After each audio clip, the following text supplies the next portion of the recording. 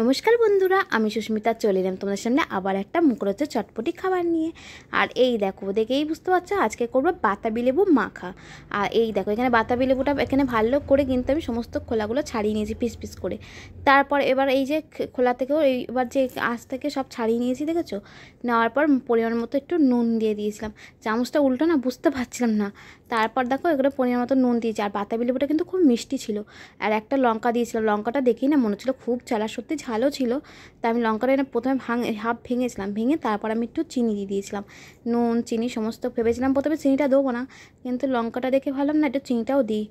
তারপরে দেই যে নুন চিনি আর এই যে লঙ্কা দিয়ে ভালো করে মেখে নিচ্ছি। তোমরা এরম বাতাবি লেবু মাখা কে কে খেয়েছো অবশ্যই কিন্তু কমেন্ট করে জানিও বন্ধুরা।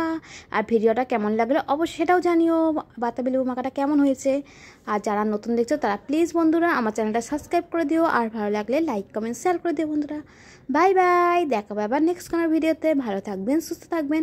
আর এই দেখো আমি কিন্তু সমস্ত বাতাবি লেবুটা কিন্তু মেখে নিয়েছি ভালো করে।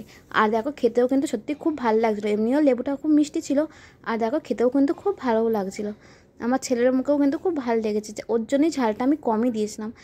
আমি লঙ্কাটা ভয় ভয় না পুরোটা কিন্তু ভালো করে মাখিনি, হাফ লঙ্কাই একটু ভালো করে ভেঙে দিয়েছিলাম, তাতে একটু ঝাল ঝাল হয়েছিল। দেখেছো ফাইনালি কিন্তু হয়ে গেছে, লেবু মাখা রেডি।